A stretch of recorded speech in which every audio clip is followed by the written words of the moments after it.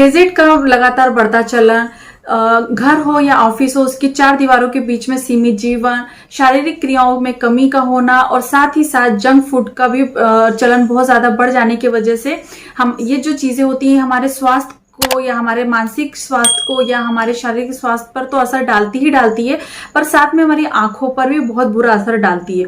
तो हमारी आंखें जो है वो बहुत ज्यादा इंपॉर्टेंट हिस्सा होता है हमारे जीवन में। हम कभी भी कोई भी चीज करते हैं तो शुरुआत होती है कोई भी चीज देखने से।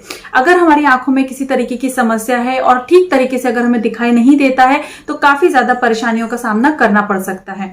तो आज जो हमारी जनसंख्या है उसमें कम से कम 20 में से 30% लोग ऐसे हैं जिन्हें की निकट दृष्टि दोष होता है, जिसे कि हम मेडिकल भाषा में मायोपिया भी कहते हैं। तो आज की इस वीडियो में हम मायोपिया के बारे में बात करने वाले हैं। उसके कॉजेस क्या होते हैं, वो क्या होता है उसके बारे में जानेंगे, क्यों होता है, उसके सिम्टम्स क्या होते हैं, रोकथाम के भी बारे में हम जानेंगे और कुछ होम्योपैथी मेडिसिन के बारे में भी जानेंगे जो कि हम कॉम्बिनेशन में बताने वाले हैं और कॉम्बिनेशन में ही आपको लेना है। तो चलिए ज्यादा समय व्यतीत ना करते हुए हम वीडियो को आगे बढ़ाते हैं और शुरू करते हैं।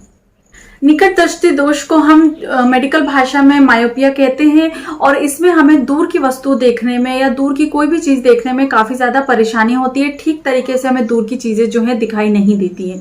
उसका कारण ये होता है कि जब भी हम किसी वस्तु को देखते हैं तो जो प्रकाश का प्रतिबिंब होता है वो हमारी आई बॉल से गुजरते हुए जिसे रेटिना पे पहुंचना चाहिए वो वहां ना पहुंचकर रेटिना से थोड़ा सा आगे ही वो रुक जाता है, उसके पीछे वो नहीं जा पाता है, जिसकी वजह से आपको जो है कोई भी चीजें जो दूर की चीजें होती हैं उसे देखने में काफी ज्यादा कठिनाइयों का सामना करना पड़ जाता है। कब ये सिचुएशन क्रिएट होती है तो ये तब होता है जब आपका जो कॉर्निया होता है, जो हमारी बाहर की लेयर होती है, सुरक्षात्मक आंखों की जो लेयर होती है, प्रोटेक्टिव लेयर जो होती है, उसमें वक्रता में जो है उसका वो बढ़ जाए, या जो हमारे आई बॉल्स होते हैं उसका साइज जो अगर बढ़ जाता है तो उसकी वजह से जब भी हम कोई चीज देखते हैं तो कोई भी चीज का जो प्रकाश होता है वो रेटिना तक नहीं पहुंच पाता है। प्रतिबिंब जो होता है जो कि रेटिना तक होना चाहिए वो रेटिना पे ना पहुंचकर रेटिना से थोड़ा सा आगे प्रतिबिंब जो है वहां तक ही पहुंच पाता है, जिसकी वजह से ये समस्या क्रिएट हो जाती है।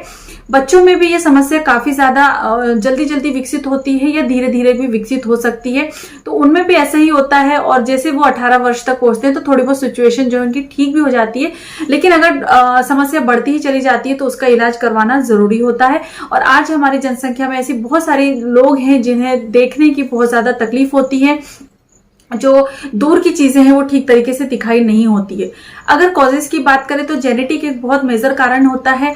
यदि आपके पेरेंट्स में किसी एक को मायोपिया की प्रॉब्लम है तो आपको कुछ हद तक ये समस्या जो है मिल सकती है, और अगर आपके दोनों ही पेरेंट्स को मायोपिया की समस्या है तो आपको भी ये प्रॉब्लम होने के चांसेस बहुत ज्यादा बढ़ जाते हैं।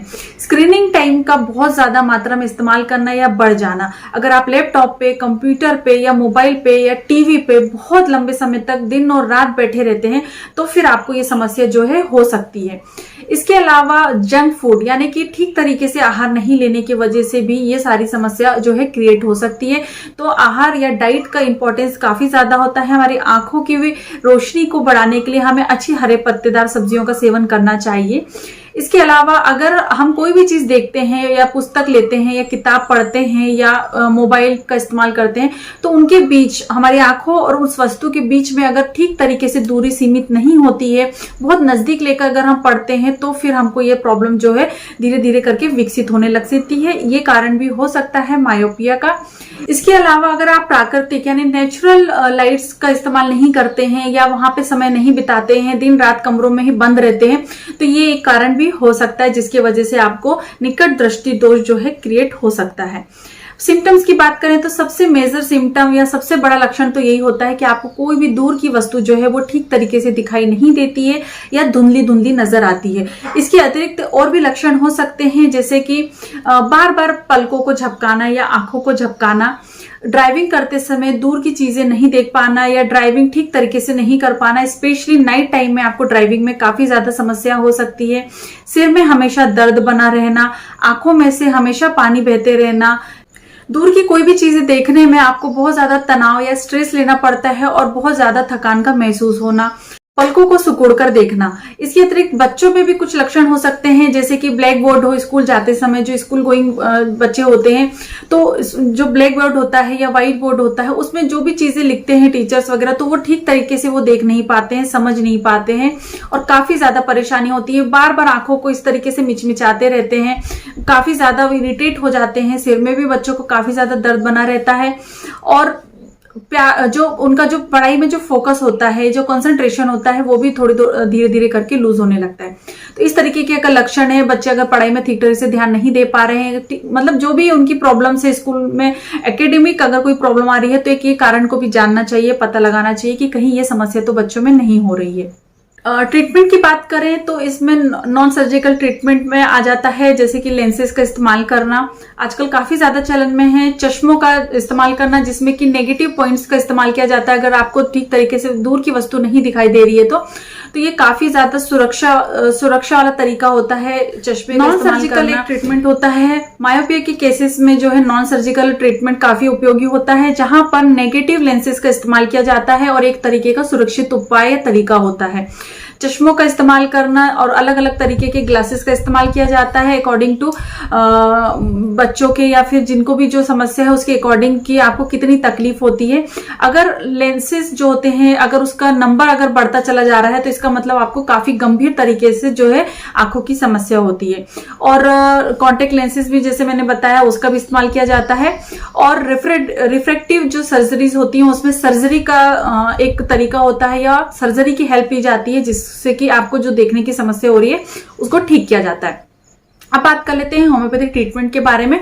तो 3 होम्योपैथिक मेडिसिन हैं जो कि काफी इफेक्टिव होती हैं। आपको ये तीनों ही मेडिसिन को बराबर मात्रा में लेना है, 30 पावर में लेना है और उसको मिला के अच्छी तरीके से इस्तेमाल करना है। तो सबसे पहली जो होम्योपैथिक मेडिसिन है वो है जेलसीमियम, इसको आपको 30 पावर में लेना है। अगली जो होम्योपैथिक मेडिसिन है वो है फाइसोस्टिग्मा, इसको भी आपको 30 पावर में लेना है। और लास्ट की जो होम्योपैथिक मेडिसिन है वो है एगेरिकस, इसे भी आपको 30 पावर में लेना है। बच्चे बड़े दोनों ही इस मेडिसिन का इस्तेमाल कर सकते हैं। अगर आप बच्चों को पहले तो इसको तीनों मेडिसिन को बराबर मात्रा में बनाकर लेकर आना है। आप चाहे तो ग्लोबुलर फॉर्म में भी लेकर आ सकते हैं, किसी भी होम्योपैथी शॉप पे अवेलेबल हो जाता है, या ड्रॉप में लेकर आ सकते हैं। अगर आप ड्रॉप में ले रहे हैं तो इसकी 2 ड्रॉप्स आपको दिन में 3 से 4 बार लेनी चाहिए, बड़ों के लिए बता रही हूँ। और अगर बच्चों में देना है, अगर बहुत ज्यादा गंभीर समस्या है तो 3 से 4 बार आप बच्चों को दे सकते हैं। और ज्यादा समस्या नहीं है तो आप दिन में 2 बार 2 ग्लोबिल्स या फिर 1 बूंद आप बच्चे को दे सकते हैं। ये तीनों ही मेडिसिन काफी अच्छी होती है और इसके कॉम्बिनेशन जो है बहुत ज्यादा अच्छा होता है। और जो धीरे धीरे करके जो आंखों में जो देखने की समस्या हो रही है, दूर की वस्तु जो नहीं दिखाई दे रही है, उसमें काफी ज्यादा राहत मिल जाता है। रोकथाम की भी हम बात कर लेते हैं, प्रिवेंशन की भी बात कर लेते हैं कि क्या करना चाहिए आपको कि आपको इस तरीके की समस्या ना हो। मायोपिया को रोकना संभव नहीं है, लेकिन इसके विकास को हम थोड़ा सा धीमा कर सकते हैं कुछ उपायों का इस्तेमाल करके। तो सबसे पहले जो बात आती है वो ये होती है कि नियमित तौर पर अपने आंखों की जांच आपको हमेशा करवाते रहना चाहिए। दूसरा ये कि अगर आपको उच्च रक्तचाप है या हाइपरटेंशन के आप मरीज हैं या डायबिटीज की समस्या हमेशा बनी रहती है, तो समय समय पर आपको इसको भी कंट्रोल करना चाहिए। और इस कंडीशन में आंखों की रोशनी बहुत जल्दी धीमी होती जाती है, तो इस पे भी आपको ध्यान रखना चाहिए और जांच आपको हमेशा कराते रहना चाहिए। स्क्रीनिंग टाइम को कम करना चाहिए, बीच बीच में थोड़ा सा गैप लेना चाहिए। अगर आपको ऐसा कोई जॉब है जिसमें आपको कंप्यूटर के सामने काफी देर तक बैठना होता है या फिर लैपटॉप पे आपको हमेशा काम करते रहना होता है, तो आप थोड़ा थोड़ा जो है गैप ले सकते हैं, थोड़ा थोड़ा ब्रेक लेकर आप फिर से अपना काम स्टार्ट कर सकते हैं। डाइट में आपको रंग बिरंगे फलों को और वेजिटेबल्स को उपयोग में लाना चाहिए, शामिल करना चाहिए। साथ ही साथ मछली का भी उपयोग करना चाहिए, मछली भी या फिश जो है काफी ज्यादा अच्छी होती है, उससे आपकी आंखों की रोशनी जो है वो बढ़ती है। इसके अलावा बाहर में अगर आप कभी जाते हैं तो सूर्य की पराबैंगनी किरणों से अपनी आंखों को बचाने के लिए गॉगल का इस्तेमाल करना चाहिए। मेडेंट्री होता है, इससे भी आपकी आंखों पर बहुत बुरा असर पड़ता है और बहुत बुरी तरीके से आपकी आंखें कभी भी अच्छी रोशनी में पड़े। ऐसे अंधेरा हो जिस कमरे में, वहां पर ऐसे ना पड़े जिसकी वजह से आपकी आंखों पे बहुत ज्यादा स्ट्रेन पड़े, ऐसा कोई काम नहीं करें। फुल रोशनी पे ही करें। जो भी चीजें आप रखते हैं आंखों के सामने, उसकी जो दूरी होती है वो नियमित रहनी चाहिए, सीमित होनी चाहिए। एकदम नजदीक कोई भी चीज लेकर कोई भी काम मत करिए। बच्चों को 4 दीवारी पर मत रखिए, उन्हें थोड़ा सा धूप में खेलने दे, बाहर जाने दे, तो उससे भी उनकी आंखें जो है रिफ्रेश होती हैं।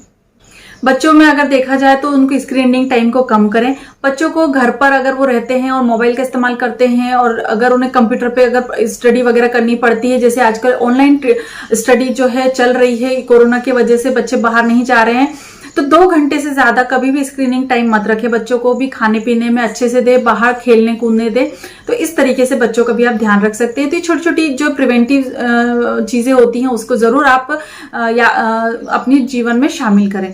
तो होपफुली आपको आज का वीडियो पसंद आया होगा। यदि अच्छा लगा है तो प्लीज लाइक करिए, वीडियो को शेयर करिए। जब भी कभी ऐसा लगता है कि किसी को इस तरीके की समस्या है तो उन तक ये वीडियो जरूर पहुंच जाए। और इसी तरह मैं अच्छी knowledgeable video, health related videos को लेकर आती रहती हूँ। इसके बाद मिलूंगी मैं नेक्स्ट वीडियो में। तब तक के लिए बाय बाय, अपना ध्यान रखें और खुश रहें। धन्यवाद।